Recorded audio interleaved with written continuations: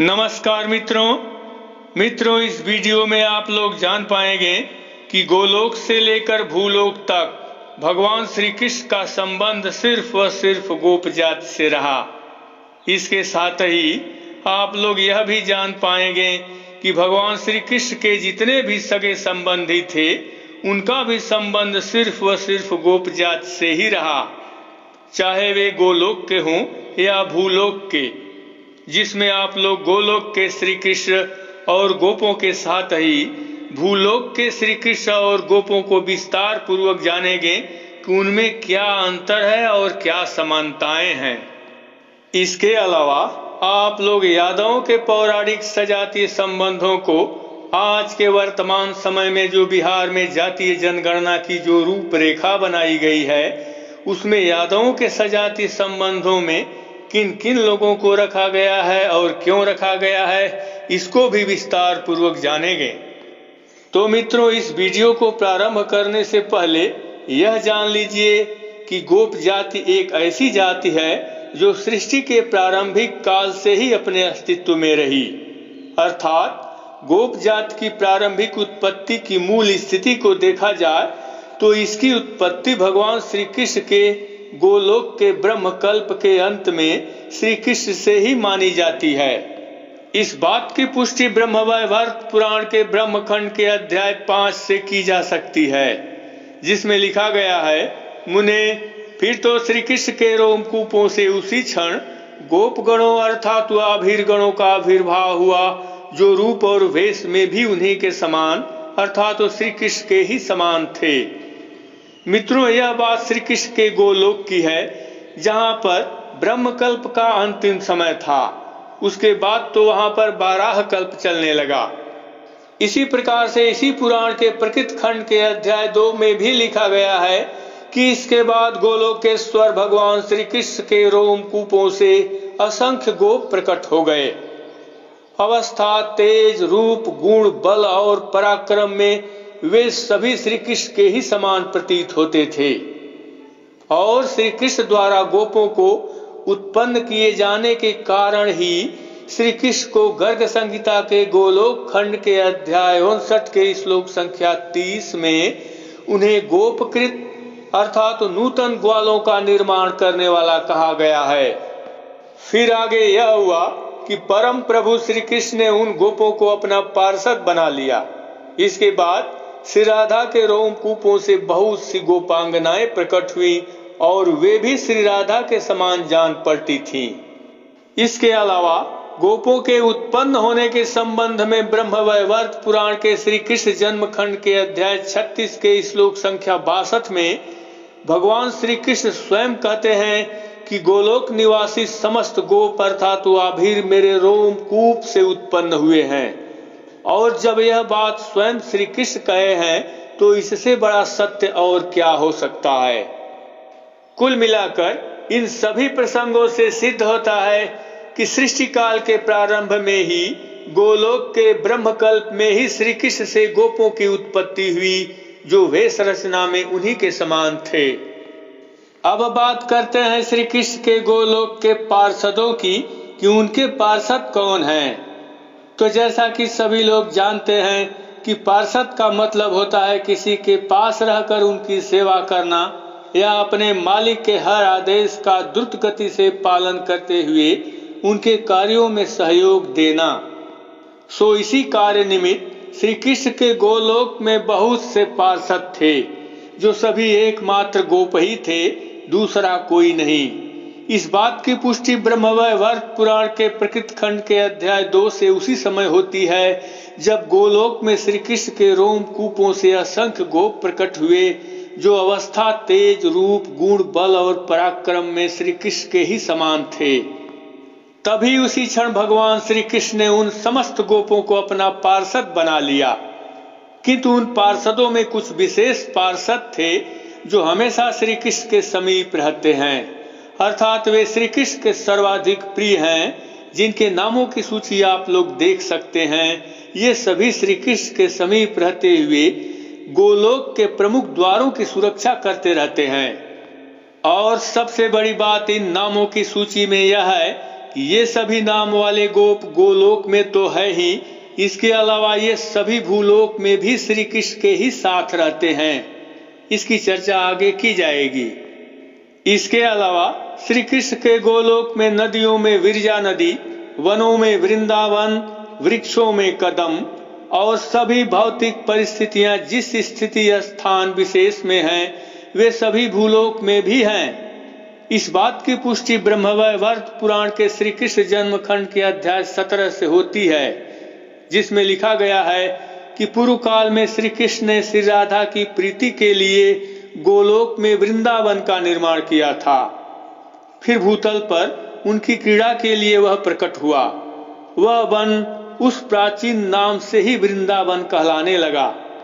उसी तरह से गोपों के अलावा गोपियां भी श्री राधा की पार्षद हैं, जो अपने नामों से गोलोक और भूलोक दोनों में एक ही नाम से चिर परिचित हैं, जैसे श्री राधा, सतचंद्रानना इत्यादि इत्यादि।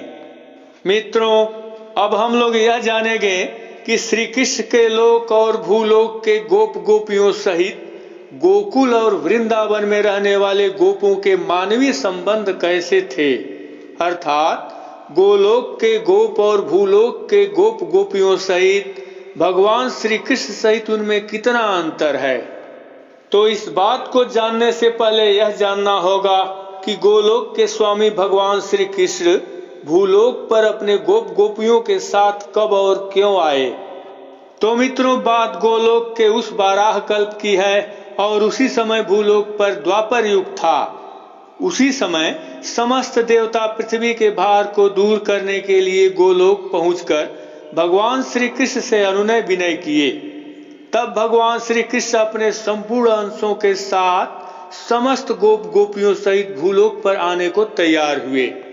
इस बात की पुष्टि ब्रह्मवैवर्त पुराण के श्री कृष्ण जन्मखंड के अध्याय 6 से होती है, जिसमें देवताओं के निवेदन पर श्री कृष्ण ने कहा, देवताओं, मैं पृथ्वी पर जाऊंगा, अब तुम लोग भी अपने स्थान को पधारो और शीघ्र ही अपने अंश से भूतल पर अवतार लो।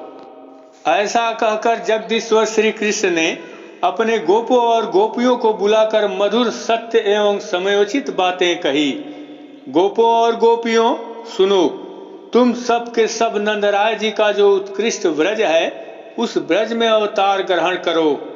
और राधिके, तुम भी शीघ्र ही विषभान के घर पधारो। इतने में ही करोड़ों गोप गोपियों का समूह वहां आ पहुंचा और श्री कृष्ण को प्रणाम कर उनके बताए हुए स्थान को चले गए। तब उसी समय भगवान श्री कृष्ण भी मथुरा में जा पहुंचे और देवकी एवं वसुदेव जी के पुत्र रूप में अवतीर्ण हुए। मित्रों, यहाँ पर ध्यान देने वाली बात यह है कि जितने भी नाम वाले गोप गोपियां गोलोक में हैं, वे सभी नाम के गोप गोपियां भूलोक पर भी हैं। जैसे वीरभान, चंद्रभान, विषभान, सुदामा, श्रीदामा आदि गोपों के साथ ही गोपियों में श्री राधा, सतचंद्रानना, कलावती इत्यादि इत्यादि। किंतु मित्रों, भूलोक के गोपों में कुछ ऐसे भी गोप हैं जो श्री कृष्ण के गोलोक के नहीं हैं, जैसे नंदराय सहित उनकी पत्नी यशोदा तथा वसुदेव और उनकी पत्नी देवकी। ये कुछ ऐसे महान गोप हैं जो केवल भूलोकवासी ही हैं, और भगवान श्री कृष्ण अपनी लीला का प्रारंभ इन्हीं गोपों के यहाँ से करते हैं। अर्थात काल चक्र के अनुसार भगवान श्री कृष्ण भूलोक के द्वापर युग में इन्हीं के यहाँ बार बार जन्म लेकर पृथ्वी का भार हरण करते हैं। इस बात की पुष्टि ब्रह्मवैवर्त पुराण के प्रकृत खंड के अध्याय 49 से होती है, जिसमें लिखा गया है कि प्रजापति द्रोण नंद हुए और इनकी पत्नी धरा यशोदा हुई। उसी क्रम में महर्षि कश्यप वसुदेव हुए थे। उनकी पत्नी अदिति अंशतः देवकी के रूप में अवतीर्ण हुई थी।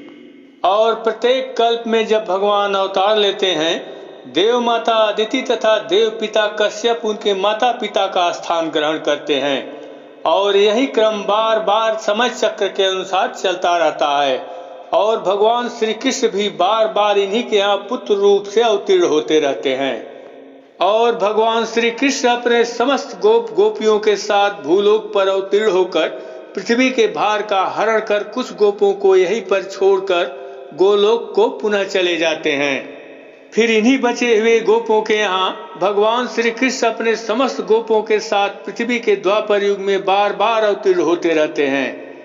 इस बात की पुष्टि ब्रह्मवैवर्त पुराण के श्री कृष्ण जन्मखंड के अध्याय 128 से होती है, जिसमें भगवान श्री कृष्ण गोलोक जाते समय अपने समस्त गोपों से स्वयं कहते हैं, हे गोपगण, हे बांधव, तुम लोग सुख का उपभोग करते हुए शांति पूर्वक यहाँ वास करो, क्योंकि प्रिया के साथ बिहार सुरम्य रास मंडल और वृंदावन नामक पूरी वन में श्री कृष्ण का निरंतर निवास तब तक रहेगा जब तक सूर्य और चंद्रमा की स्थिति रहेगी। मित्रों, यहाँ तक तो बात ठीक है, किंतु यहीं पर कुछ लोगों को वसुदेव और नंद बाबा को लेकर यह भ्रम हो गया होगा कि जब वसुदेव और नंद बाबा श्री कृष्ण के गोलोकवासी गोप नहीं है तो भूलोक पर वे गोप हैं या कोई और। तो इसका भी समाधान अवश्य होना चाहिए, नहीं तो हमेशा के लिए भ्रम बना रहेगा। तो इस संबंध में मैं सबसे पहले वसुदेव जी के बारे में बताऊंगा कि ये वास्तव में कौन हैं, जिनके पुत्र रूप में श्री कृष्ण प्रत्येक कल्प की समाप्ति पर भूलोक में बार बार जन्म लेते हैं। इसके बाद तो मैं नंद बाबा को भी बताऊंगा। तो वसुदेव जी के बारे में लगभग सभी पुराणों में बताया गया है कि महर्षि कश्यप ही वसुदेव हुए। जैसा कि ब्रह्मवैवर्त पुराण में ऐसा ही लिखा गया है कि महर्षि कश्यप ही वसुदेव हुए थे और उनकी पत्नी देव माता अदिति देवकी के रूप में अवतीर्ण हुई थी। तब फिर प्रश्न उठ सकता है कि महर्षि कश्यप वसुदेव अवश्य हुए, किंतु इसका मतलब ये तो हुआ नहीं कि वे गोप थे। तो इस संबंध में हरिवंश पुराण के हरिवंश पर्व के अध्याय 55 के श्लोक संख्या 32 से 33 में लिखा गया है, जिसमें ब्रह्मा जी महर्षि कश्यप को शाप देते हुए कहा, महर्षि कश्यप ने अपने जिस अंश से गौओं का अपहरण किया है उस अंश से वे पृथ्वी पर जाकर गोप हो गए। अब यहीं पर दो बातें सिद्ध होती हैं। पहली यह कि महर्षि कश्यप एक ऋषि हैं जिनका संबंध श्री कृष्ण के गोलोक से नहीं है और न ही ये अब तक गोप हैं, किंतु इन्हें ब्रह्मा जी के शाप से भूतल पर गोप होना पड़ा, अर्थात इन्हें वसुदेव के रूप में गोप कुल में जन्म लेना पड़ा। साथ ही उनकी पत्नी अदिति को भी वसुदेव की पत्नी के रूप में जन्म लेना पड़ा। यह ब्रह्म सत्य है, क्योंकि ऐसा सब कुछ होने के लिए ब्रह्मा जी का ही शाप था। अब यहाँ पर यह देखना है कि ब्रह्मा जी के शापानुसार महर्षि कश्यप वसुदेव नाम से किस गोप के यहाँ जन्म लेकर ब्रह्मा जी के शाप को सार्थक कर अपने पूर्व जन्म की तपस्या से श्री कृष्ण के पिता हुए। दरअसल देखा जाए तो महर्षि कश्यप भूतल पर ब्रह्मा जी के शापानुसार गोप होने के लिए गोपकुल के देवमीड़ के परिवार में ही जन्म लिए, जिसमें देवमीड़ की दो पत्नियां अस्मिकी और गुणवती नाम की थी, और इनमें से अस्मिकी से सूरसेन पैदा हुए और सूरसेन से वसुदेव जी पैदा हुए, और इसी वसुदेव के पुत्र रूप में भगवान श्री कृष्ण गोलोक से पृथ्वी का भार उतारने के लिए बार बार जन्म लेते हैं। महर्षि कश्यप को वसुदेव के रूप में देवमीड़ गोप के परिवार में जन्म लेने का वर्णन हरिवंश पुराण के हरिवंश पर्व के अध्याय 34 के श्लोक संख्या 17 में मिलता है, जिसमें लिखा गया है कि देवमीड़ की अस्मिकी नाम की पत्नी से सूर यानी सूरसेन नामक पुत्र हुआ। फिर सूरसेन के 10 पुत्र उत्पन्न हुए, जिसमें सबसे पहले वसुदेव जी थे, और यही वसुदेव जी पूर्व में कश्यप मुनि थे जिन्हें ब्रह्मा जी के शाप से गोप होना था।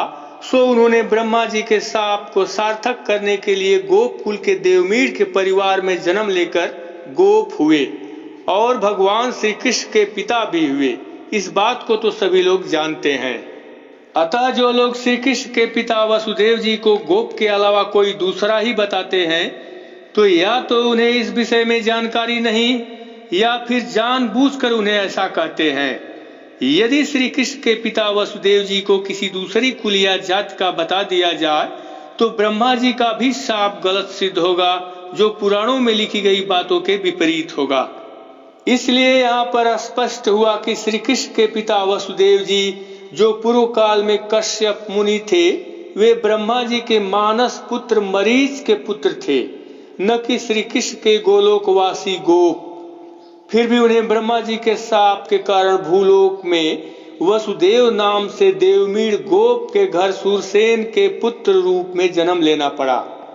इसी तरह से देवमीड़ के दूसरे तरफ यदि देखा जाए तो नंद बाबा भी देवमीड़ के ही परिवार के सदस्य थे जैसे वसुदेव जी थे, क्योंकि देवमीड़ की जो दूसरी पत्नी गुणवती थी उनसे परजन्य हुए, जिनसे नंद बाबा का जन्म हुआ। और ये भी श्री कृष्ण के गोलोकवासी गोप नहीं थे, तो फिर भूलोक के गोप कैसे हुए, अब हम लोग इस बात को जानेंगे। इस क्रम में यदि नंद बाबा को देखा जाए तो वे पूर्व में ब्रह्मा जी के मानस पुत्र धर्म के पुत्र द्रोण थे। चूंकि धर्म की पत्नी का नाम वसु था, इसलिए उनके पुत्र द्रोण को द्रोण वसु कहा गया।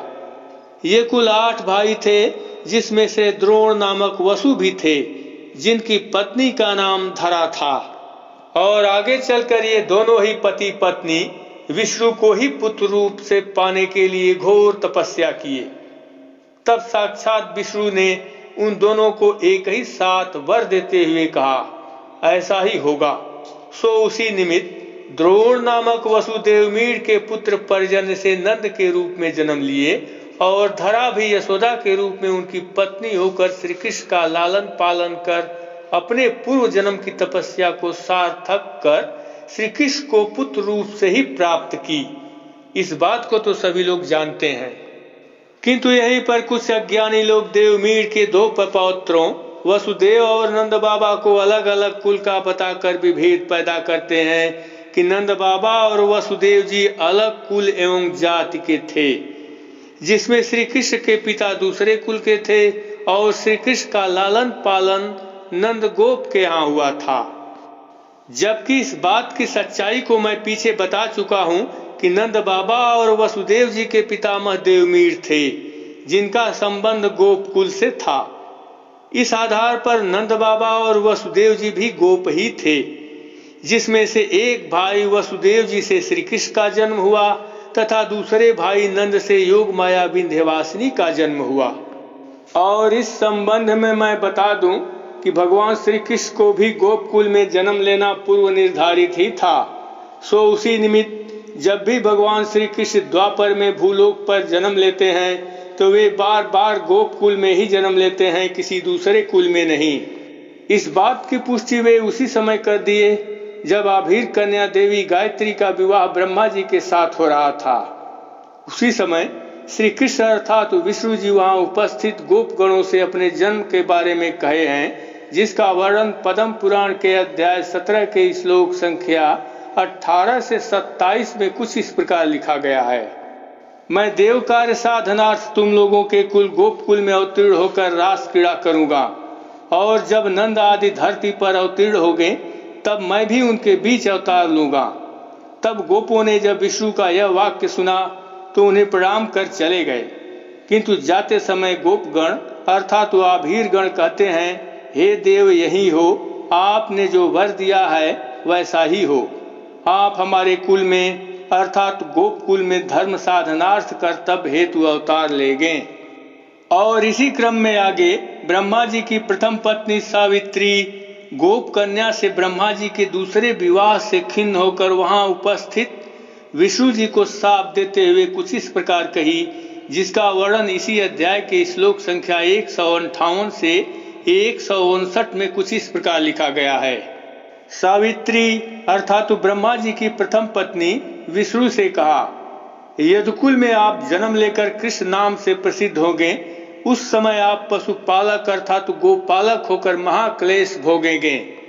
इस प्रकार से यदि ब्रह्मा जी के विवाह वाले इस प्रसंग को देखा जाए तो गोपों से संबंधित कई तथ्य सामने आते हैं। जैसे पहला यह कि देवी गायत्री जो ब्रह्मा जी की दूसरी पत्नी हुई, जिन्हें वेद माता गायत्री नाम से भी जाना जाता है, वे गोप अर्थात आभीर कन्या ही हैं, क्योंकि इस संबंध में जब इंद्र गायत्री से उनका परिचय पूछे तो गायत्री ने पद्म पुराण के अध्याय 16 के श्लोक संख्या 155 में अपना परिचय बताते हुए कुछ इस प्रकार कही, हे वीर, मैं गोप कन्या अर्थात आभीर कन्या हूँ, यहाँ दुग्ध विक्रय करने आई हूँ। तभी इंद्र इस गोप कन्या का हरण कर ब्रह्मा जी के पास ले गए और वहाँ उपस्थित विष्णु जी की उपस्थिति में ब्रह्मा जी इसी आभीर कन्या से विवाह किए, जिसे वेद माता गायत्री कहा गया। इस बात पर गोपों अर्थात आभीरों को गर्व करना चाहिए। इसी क्रम में गोपों के लिए दूसरा गर्व का विषय यह है कि गोप देवी गायत्री के अलावा समस्त गोपियों के लिए गर्ग संहिता के गोलोक खंड के अध्याय 10 के श्लोक संख्या 8 में लिखा गया है कि ब्रज में जो गोपियां हैं उनके रूप में वेदों की ऋचाएं आदि यहाँ निवास करती हैं, अर्थात गोपियां वेदों की ऋचाएं हैं। इससे गोप जाति की पौराणिक एवं वैदिक महत्ता साबित होती है। और इसी संदर्भ में गोपियों के बारे में ब्रह्मवैवर्त पुराण के अध्याय 94 के श्लोक संख्या 77 से 78 में लिखा गया है कि इस भारतवर्ष में नारियों के मध्य गोपिकाएं सबसे बढ़कर धन्य और मान्या हैं। वाह क्या बात है! फिर भी इसके बावजूद कुछ अज्ञानी लोग गोप अर्थात आभीर जाति को शूद्र बताते हैं। यदि ऐसा हुआ तो वेदों की सभी ऋचाएं भी शूद्रवत हो जाएंगी, क्योंकि वेदों की ऋचाएं तो खुद गोपिकाएं हैं और वेद तो स्वयं वेद माता गायत्री है, जो खुद एक आभीर कन्या है, जिन्हें वेद माता गायत्री कहा जाता है। इसी क्रम में गोपों के बारे में भी गर्ग संहिता के अध्याय 18 के श्लोक संख्या 22 में लिखा गया है कि इस भूतल पर गोप जात से बढ़कर दूसरी कोई जाति ही नहीं है। अब इससे बड़ी बात गोप गोपियों के लिए और क्या हो सकती है। अब आते हैं अपने उसी मुद्दे पर कि ब्रह्मा जी के विवाह वाले प्रसंग में गोपों से संबंधित और क्या क्या जानकारियां मिलती हैं। तो उस विवाह वाले प्रसंग से यह भी सिद्ध होता है कि गोलोक से भूलोक तक हर युग में गोपों की उपस्थिति रही है। यहाँ तक कि ब्रह्मा की सृष्टि निर्माण से पहले ही गोलोक में गोप और गोपियां श्री राधा और श्री कृष्ण के रोम से उत्पन्न हो चुके थे, जो श्री कृष्ण और राधा के ही समान प्रतीत होते हैं। इस बात को तो मैं पहले ही बता चुका हूँ। और जब भी भगवान श्री कृष्ण भूलोक पर द्वापर युग में अवतार लेते हैं तो वे अपने पूर्व निर्धारित अर्थात शाप और आश्वासन के बीच और उन्हें सार्थक करने के लिए वे गोप कुल में ही बार बार जन्म लेते हैं। इसके प्रमाण को तो मैं पीछे बता चुका हूँ।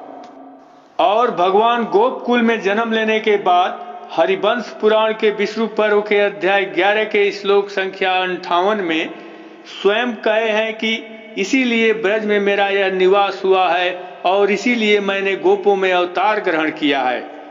फिर इसी पुराण के अध्याय 100 के श्लोक संख्या 41 में भगवान श्री कृष्ण कहते हैं कि मैं सर्वदा यानी हमेशा गोप अर्थात आभीर हूँ। इसके अलावा भगवान श्री कृष्ण को गोपकुल में जन्म लेने की पुष्टि हरिवंश पुराण के विष्णु पर्व के अध्याय 2 के श्लोक संख्या 34-35 से भी होती है, जिसमें श्री कृष्ण अपनी योग माया से कहते हैं, देवी तुम्हारा भला हो। इस समय भूतल पर यशोदा नाम से जो नंद गोप की प्यारी पत्नी है वे गोपकुल की स्वामिनी हैं। तुम उन्हीं के यहाँ नवम गर्भ के रूप में हमारे कुल में उत्पन्न हो जाओ। अब यहाँ पर यदि ध्यान देंगे तो भगवान श्री कृष्ण योग माया को हमारे कुल में उत्पन्न होगी अर्थात गोपों की स्वामिनी यशोदा के गर्भ से उत्पन्न होने को कहते हैं। अतः यहाँ पर सिद्ध होता है कि जो यशोदा का कुल गोप कुल है उसी गोप कुल को श्री कृष्ण अपना कुल भी कहते हैं। और यह परम सत्य है, क्योंकि यह श्री कृष्ण का कथन है। और यहीं पर यह भी जान लीजिए कि गोपों को आभीर अर्थात वहीर भी कहा जाता है, क्योंकि गोपों की स्वामिनी यशोदा के पति नंद गोप को गर्ग संहिता के विश्वजीत खंड के अध्याय 7 के श्लोक संख्या 14 में शिशुपाल कहता है, वह अर्थात श्री कृष्ण पहले नंद नामक हीर का बेटा कहा जाता था। अब यहाँ पर ध्यान देने वाली बात यह है कि जिस गोप कुल को भगवान श्री कृष्ण अपना कुल खुद बताए हैं उसी कुल के सदस्य पति नंद जी को शिशुपाल अहीर कहता है। तो उसी कुल में जन्म लेने वाले भगवान श्री कृष्ण को अहीर क्यों नहीं कहा जाएगा? और यह तो जग जाहिर है कि गोप का पर्यायवाची अहीर भी होता है। और श्री कृष्ण खुद अपने को कहे हैं कि मैं सर्वदा गोप अर्थात अहीर हूं। किंतु यहाँ पर यह भी जान लीजिए कि गोप एक कुल है और अहीर इनकी जाति है और यादव इनका वंश है और इनका गोत्र अत्रि गोत्र है, जिसमें गोत्र से कोई रक्त संबंध नहीं होता है, क्योंकि गोत्र एक ब्राह्मण पुरोहित होते हैं जो इन जातियों के लिए यज्ञ अनुष्ठान या पूजा पाठ कराते हैं। चूंकि ऋषि अत्रि गोप कुल के आदि ब्राह्मण पुरोहित थे, इसलिए इस कुल के लोगों को अत्रि गोत्र कहा जाता है। किंतु यहाँ पर यह भी जान लीजिए कि भूतल पर यह बात केवल गोपों के लिए ही लागू होती है, क्योंकि भूतल पर बहुत से ऐसे गोत्र और जातियां हैं जिनकी उत्पत्ति किसी ऋषि मुनि से होने के कारण उनके गोत्र का नाम उन्हीं पर पड़ा। किंतु गोपों के लिए यह बात इसलिए नहीं बैठती क्योंकि गोप किसी ऋषि मुनि के संतान नहीं, बल्कि एकमात्र भगवान श्री कृष्ण के रोम से उत्पन्न हुए हैं। इसलिए इनके गोत्र अत्रि होने पर भी इस गोप कुल में ऋषि अत्रि का रक्त नहीं है। इनके रक्त में तो सिर्फ भगवान श्री कृष्ण का ही रक्त है। और यह भी बात ध्यान देने योग्य है कि जब भी पृथ्वी का भार उतारने के लिए गोलोक के गोप और गोपियां भगवान श्री कृष्ण के साथ भूलोक पर आए तो वे काफी निर्भीक एवं निडर थे। सो उनकी इसी विशेषता के कारण उन्हें आभीर कहा गया, जिसमें गोप कुल के समस्त सदस्यपति इस विशेषता को धारण करते हैं, इसलिए इन्हें आभीर कहा गया, जिसका तद्भव रूप अहीर होता है। और यह भी जान लीजिए कि हर जातियां अपनी विशेषताओं को धारण किए रहती हैं और उन्हीं विशेषताओं के कारण उनकी पहचान जाति के रूप में होती है। और आगे चलकर भूलोक में इस गोप कुल का संबंध यदुवंश से हुआ। ऐसा इसलिए हुआ क्योंकि गोत्र के बाद वंश की उत्पत्ति होती है और यह उसी व्यक्ति से होती है जो उस कुल का सर्वाधिक प्रभावशाली एवं अपने कुल का यशस्वी व्यक्ति होता है। सो उस समय यदु नामक गोप अपने कुल के सर्वाधिक प्रभावशाली एवं यशस्वी व्यक्ति थे, इसलिए उन्हीं के नाम पर इस गोप सदस्यपति से यदु वंश की उत्पत्ति हुई, जिसमें यदु को गोप अर्थात आभीर होने की पुष्टि ऋग्वेद के 10वें मंडल के सूक्त 62 की ऋचा 10 से होती है, जिसमें यदु को स्पष्ट रूप से गोप कहा गया। अतः इसी गोप सदस्यपति यदु से यदु वंश की उत्पत्ति हुई, जिसके समस्त सदस्यपति गोप हैं। यहाँ तक कि भगवान श्री कृष्ण स्वयं गोप होने के साथ साथ भूलोक में अपने वंश को यदु वंश बताया, जिसकी पुष्टि हरिवंश पुराण के भविष्य पर्व के अध्याय 80 के श्लोक संख्या 10 में स्वयं कहते हैं कि मैं क्षत्रिय हूँ। प्राकृत मनुष्य यानी भूलोक के मनुष्य मुझे ऐसा ही कहते हैं और जानते हैं। यदुकुल में उत्पन्न हुआ हूँ, इसलिए क्षत्रियोचित कर्म का अनुष्ठान करता हूँ। मित्रों, यहाँ पर यह समझ में आता है कि भगवान श्री कृष्ण गोप कुल के यदुवंश से अपना परिचय देते हैं और अपने को क्षत्रिय भी कहते हैं। मित्रों, यहाँ पर एक बात बताना चाहता हूँ कि क्षत्रिय होना किसी के बाप की बपौती नहीं है और न ही क्षत्रिय किसी जाति, वंश और कुल का द्योतक है। किंतु कुछ अज्ञानी लोग क्षत्रिय को अपनी जाति और वंश बताते हैं, जो उनकी महामूर्खता है। उन्हें यह भी नहीं पता कि क्षत्रिय एक वर्ण है जिसमें अनेकों लोग हैं, क्योंकि क्षत्रिय एक धर्म है जिसे कोई भी धारण कर सकता है, चाहे वह किसी जाति कुल का क्यों न हो। इसीलिए श्री कृष्ण यहाँ पर स्पष्ट रूप से कहते हैं कि मैं क्षत्रिय इसलिए हूँ क्योंकि मैं क्षत्रियोचित कर्म करता हूँ, और जो भी क्षत्रियोचित कर्म करता है उसे क्षत्रिय कहा जाता है। वह किसी भी जाति या कुल का हो सकता है, क्योंकि क्षत्रिय होना क्षत्रियोचित कर्म करना होता है। इसलिए क्षत्रिय शब्द को जाति, कुल एवं वंश से नहीं जोड़ा जा सकता, क्योंकि यह तो वर्ण व्यवस्था का एक वर्ग है जिसमें बहुत से लोग हो सकते हैं। इसके अलावा गोपकुल के बहुत से ऐसे सदस्य थे जिन्हें क्षत्रिय कहा गया। जैसे श्री कृष्ण की योग माया, जिसे विंध्यवासिनी नाम से भी जाना जाता है, जिनके पिता नंद गोप हैं, उस विंध्यवासिनी को हरिवंश पुराण के विष्णु पर्व के अध्याय 3 के श्लोक संख्या 10 में लिखा गया है कि तुम नंद गोप की पुत्री देवताओं को विजय दिलाने वाली हो।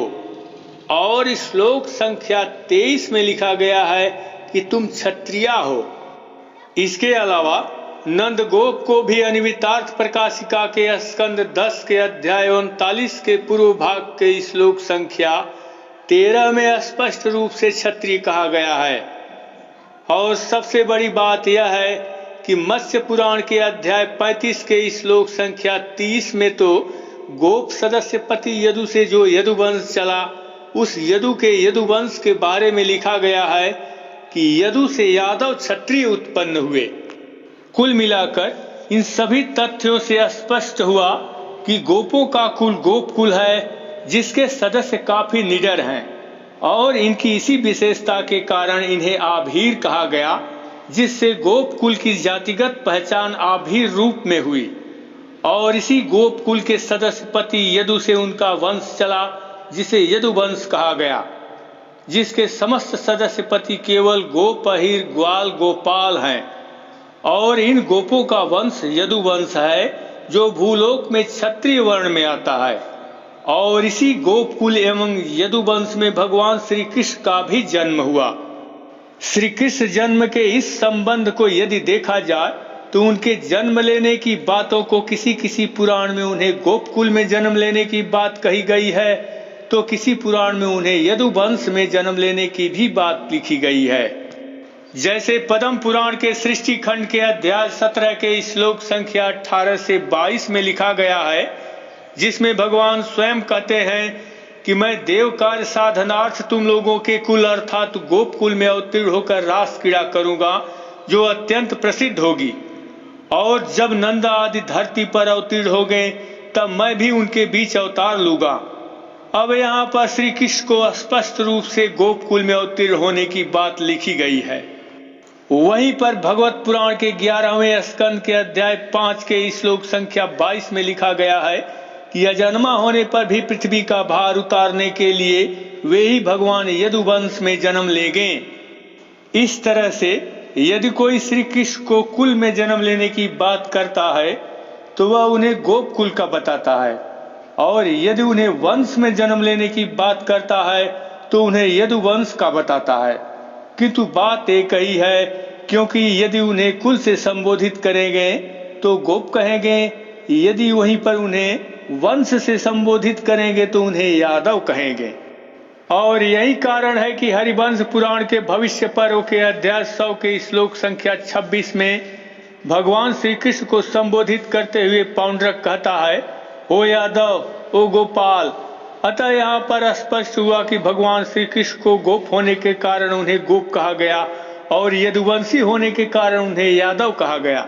मित्रों, कुछ लोगों को नंद बाबा को यदुवंशी होने से शक होता है, किंतु उन्हें भी यदुवंशी होने का प्रमाण भगवत महापुराण के प्रथम स्कंद के अध्याय 14 के श्लोक संख्या 32 से 33 में होता है, जिसमें युधिष्ठिर अर्जुन से पूछते हैं कि भगवान श्री कृष्ण के सेवक सुतदेव, उद्धव आदि दूसरे सुनंद, नंद आदि प्रधान यदुवंशी जो भगवान श्री कृष्ण और बलराम के बाहुबल से सुरक्षित हैं, सब के सब कुशल हैं न? अब यहाँ पर देखा जाए तो युधिष्ठिर ने जितने लोगों का नाम लिए हैं वे सब के सब गोप हैं और वे सभी प्रधान यदुवंशी हैं, जिसमें नंद बाबा का भी नाम लिया गया है। अतः नंद को लेकर किसी को यह भ्रम न हो कि वे यदुवंशी नहीं थे। और इस बात को मैं पहले ही बता चुका हूँ कि वसुदेव जी और नंद बाबा के पितामह देवमीर थे। अतः नंद बाबा और वसुदेव जी आपस के भाई थे, जो एक ही परिवार के सदस्य पति थे। और यह भी जान लीजिए कि समस्त गोप सदस्य पतियों की एक ही जाति या भीड़ है, इसलिए इन सभी को सजातीय भी कहा जाता है।